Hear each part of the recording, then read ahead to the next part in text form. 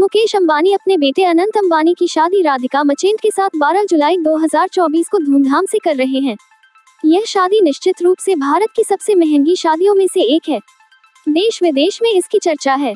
हालांकि यह भी दिलचस्प है कि भारत की सबसे महंगी शादी करने वाले मुकेश का जन्म एक महागरीब देश में हुआ। इस देश की 99% आबादी मुस्लिम है। मुकेश अंबानी अपने बेटे अनंत की शादी राधिका मर्चेंट के साथ धूमधाम से कर रहे हैं। इसे भारत की सबसे महंगी शादियों में से एक माना जा रहा है। यह शादी मुंबई के जियो वर्ल्ड सेंटर में हो रही है।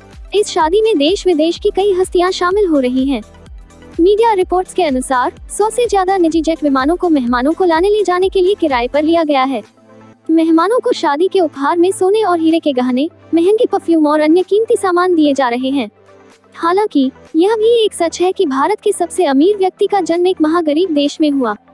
इस देश की 99% आबादी मुस्लिम है। यह देश दुनिया के सबसे गरीब मुल्कों में शुमार है। दिलचस्प यह है कि मुकेश अंबानी का जन्म भारत में नहीं हुआ। 19 अप्रैल 1957 को वह यमन के अदन शहर में पैदा हुए थे। उनके पिता धीरूभाई अंबानी उस समय यमन में काम कर रहे थे। मुकेश अंबानी के जन्म के कुछ समय बाद ही उनका परिवार भारत वापस आ गया था। वह मुंबई में पले बढ़े और उन्होंने मुंबई विश्वविद्यालय से केमिकल इंजीनियरिंग में स्नातक की डिग्री हासिल की।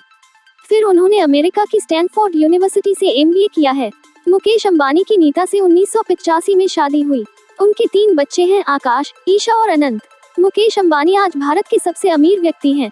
वह देश की सबसे मूल्यवान कंपनी रिलायंस इंडस्ट्रीज के मुखिया हैं।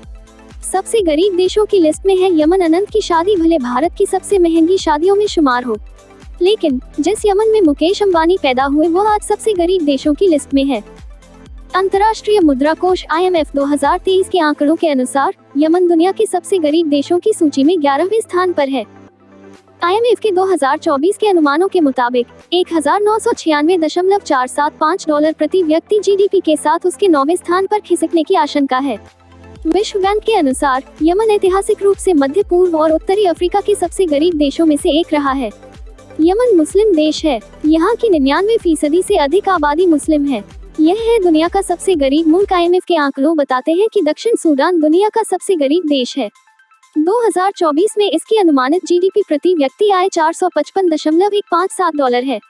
2011 में दक्षिण सूडान स्वतंत्रता प्राप्त करके दुनिया का सबसे युवा देश बन गया था। यह बड़ी आर्थिक कठिनाइयों से जूझ रहा है।